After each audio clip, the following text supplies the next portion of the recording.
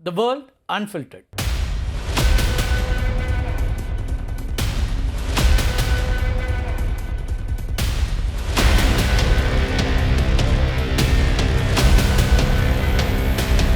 That they will not seek a nuclear weapon. Hormuz நீரிணையை முடக்குவதாக Trump விடுத்த எச்சரிக்கைக்கு ஈரான் சபாநாயகர் முகமது பாகர் காலிஃபா கடுமையான ஒரு பதிலடியை கொடுத்திருக்கிறார். இஸ்லாமாபாத்தில் நடைபெற்ற பேச்சுவார்த்தை ஏன் தோல்வியடைந்தது? ஏற்கனவே முடக்கப்பட்டுள்ள ஹார்மோஸ் நீரிணையை ட்ரம்ப் எப்படி முடக்குவார்? இந்த கேள்விகளுக்கான விரிவான விடையை நம்ம இந்த காணொலியில் பார்க்கலாம். மத்திய கிழக்கில் நடைபெற்று வரக்கூடிய போரை நிறுத்துறதுக்கும் ஹார்மோஸ் நீரிணையில் மீண்டும் கப்பல் போக்குவரத்தை தொடங்குறதுக்கும் இஸ்லாமாபாத்தில் அமெரிக்காவும் ஈரானுடைய இந்த ரெண்டு நாடுகளுடைய பிரதிநிதிகளுக்கு இடையிலேயே பேச்சுவார்த்தை நடைபெற்றது. உலகமே உற்றுநோக்கிய இந்த பேச்சுவார்த்தை சுமார் 21 மணி நேரம் நீடிச்சது. ஆனால் உடன்பாடு எதுவும் எட்டப்படாமல் முடிவடைஞ்சிச்சு.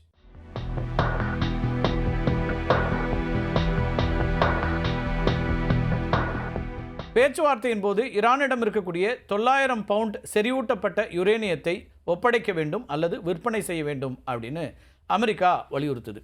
ஆனால் யுரேனியம் செறிவூட்டும் உரிமையை விட்டுக் கொடுக்க ஈரான் மறுத்துறாங்க. இந்த 900 பவுண்ட் யுரேனியத்தை கொண்டு 9 முதல் 11 அணு ஆயுதங்களை உருவாக்க முடியும் அப்படின்னு சர்வதேச அணுசக்தி முகமை, அது மட்டும் இல்லாமல் பாதுகாப்பு நிபுணர்கள்லாம் மதிப்பிடுறாங்க. அமெரிக்க தரப்பில் கலந்து கொண்ட அந்த துணை அதிபர் இருக்கார் இல்லையா, ஜேடி வான்ஸ், அவர் இந்த யுரேனியத்தை ஈரான் தானாக முன் வந்து ஒப்படைக்க வேண்டும் அல்லது அமெரிக்கா அதனை வலுக்கட்டாயமாக அகற்றும் அப்படிங்கிற துணியில் இறுதி சலுகையை முன்வைக்கிறார். We need to see an affirmative commitment that they will not seek a nuclear weapon and they will not seek the tools that would enable them to quickly achieve a nuclear weapon. That is the core goal of the President of the United States.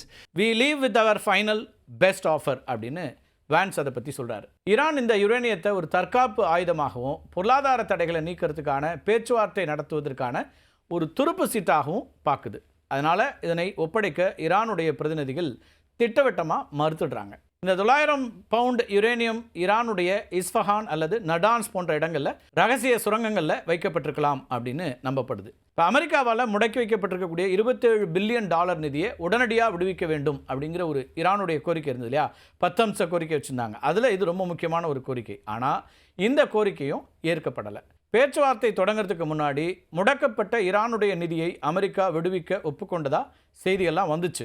ஆனால் திடீரென America இதனை மறுத்து விட்டதாக சொல்லப்படுது. அதேபோல் பேச்சுவார்த்தை நடந்து கொண்டிருந்த போது இஸ்ரேலிய பிரதமர் பெஞ்சமின் நெத்தன்யாகு வான்ஸை தொலைபேசியில் அழைத்து பேசியிருக்கிறார். இந்த ஒரே ஒரு தொலைபேசி அழைப்பு பேச்சுவார்த்தையினுடைய போக்கையே மாற்றிவிட்டது அப்படின்னு ஈரான் குற்றம் சுமத்துது.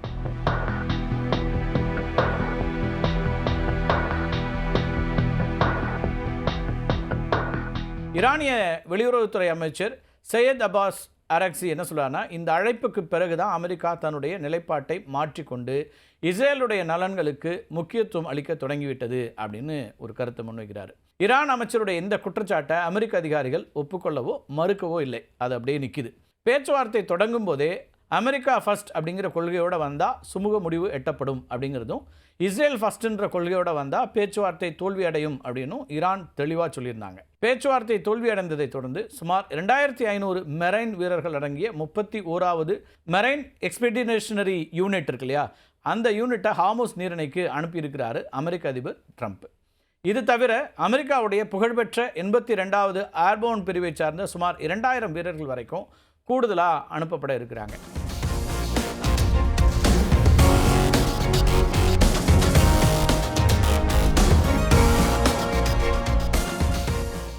நீர்மூழ்கி தாக்குதல் கப்பலாக இருக்கக்கூடிய USS ட்ரிபோலி ஹார்மோஸ் நீரிணை பகுதிக்கு கொண்டு செல்லப்படுது. இதில் நவீனமான F-35B ஸ்டெல்த் போர் விமானங்களும் MV-22 ஆஸ்பிரே விமானங்களும் இருக்கின்றன. இந்த F-35 ஸ்டெல்த் போர் விமானங்கள் இருக்கு இல்லையா, இது உலகத்திலேயே மிக நவீனமான, அது மட்டும் இல்லாமல் சக்தி வாய்ந்த போர் விமானங்களில் ஒன்றுன்னு கருதப்படுது. இந்த விமானத்தினுடைய ஷார்ட் டேக் ஆஃப் தான் இதனுடைய மிகச்சிறந்த ஒரு அம்சம் அப்படின்னு பார்க்கப்படுது.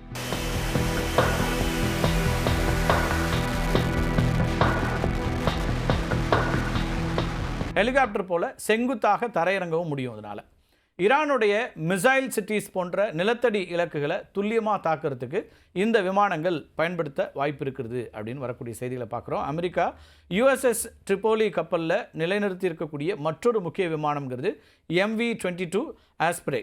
இது ஒரு டில்ட் ரோட்டார் வகை விமானம், அதாவது ஹெலிகாப்டர் அது மட்டும் இல்லாமல் சாதாரண விமானம், இந்த ரெண்டோடைய நன்மைகளையும் ஒன்றாக சேர்த்து வச்சிருக்கக்கூடிய ஒரு விமானம் சொல்லலாம். போர்க்கப்பல்ல இருந்து மெரைன் வீரர்களை விரைவாக கரைக்கு கொண்டு செல்றதுக்கும் மீட்பு பணிகளுக்கும் இது மிக உதவியாக இருக்கும் அப்படின்னு பார்க்கப்படுது. யுஎஸ்எஸ் ட்ரிபோலி கப்பலில் இருந்து இயக்கப்படக்கூடிய இந்த விமானங்கள் ஈரானுடைய ட்ரோன் தாக்குதல்கள் மற்றும் ஏவுகணை அச்சுறுத்தல்களை எதிர்கொள்ளக்கூடிய நோக்கில் நிலைநிறுத்தப்பட்டிருக்கின்றன. அமெரிக்கா அறிவித்திருக்கக்கூடிய கடற்படை முற்றுகை, நேவல் பிளாக்கேட் இருக்கு இல்லையா, இந்த நடவடிக்கையில் இந்த விமானங்களுடைய பங்கு மிக முக்கியமாக இருக்கும்னு பார்க்கப்படுது. கலிஃபோர்னியாவிலிருந்து யுஎஸ்எஸ் பாக்ஸர் கப்பலும் ஹார்முஸ் நீரிணையை நோக்கி வந்துகிட்டு இருக்கு. இந்த போர்க்கப்பல் சுமார் 2200 மெரைன் வீரர்களோட வந்து சேரும் அப்படின்னு எதிர்பார்க்கப்படுது.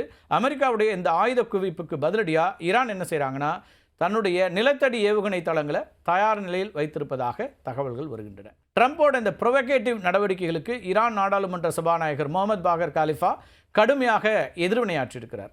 அமெரிக்கா ஈரானிய துறைமுகங்களை முற்றுகையிட்டாலோ ஹார்முஸ் நீரிணைக்கு இடையூறு விளைவித்தாலோ தற்போது $5 இருக்கக்கூடிய பெட்ரோல் விலையை நினைத்து அமெரிக்கர்கள் வருந்தக்கூடிய காலம் வரும் அப்படின்னு சொல்கிறாரு. அதாவது எண்ணெய் விலை பல மடங்கு உயரும் அப்படிங்கிறத மறைமுக எச்சரிக்கையாக கொடுக்குறாரு.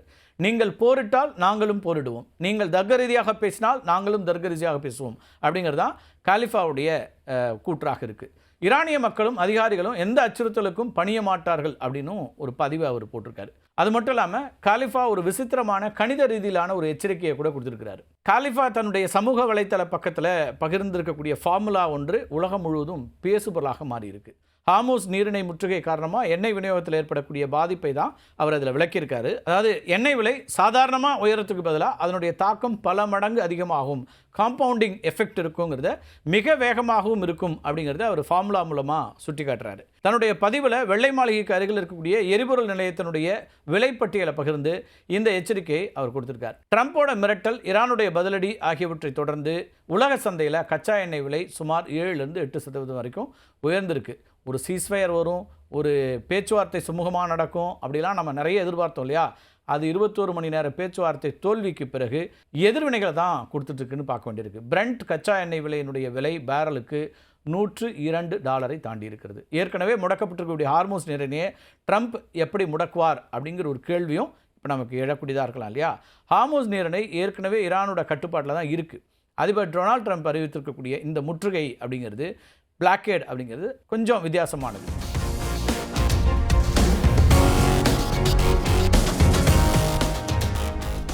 ஈரானுடைய முடக்கத்திற்கும் ட்ரம்போட தற்போதைய நடவடிக்கைக்கும் 3 முக்கியமான வேறுபாடுகள் இருக்குன்னு பார்க்கலாம். இதுவரைக்கும் ஈரான் இந்த பாதையை முழுமையாக அடைக்கலை. மாறா அங்கு செல்லக்கூடிய சில நாடுகளுடைய கப்பல்களுக்கு தலா 16 கோடி ரூபாய் வரைக்கும் சுங்க கட்டணமாக வசூலித்துட்டு இருக்காங்க.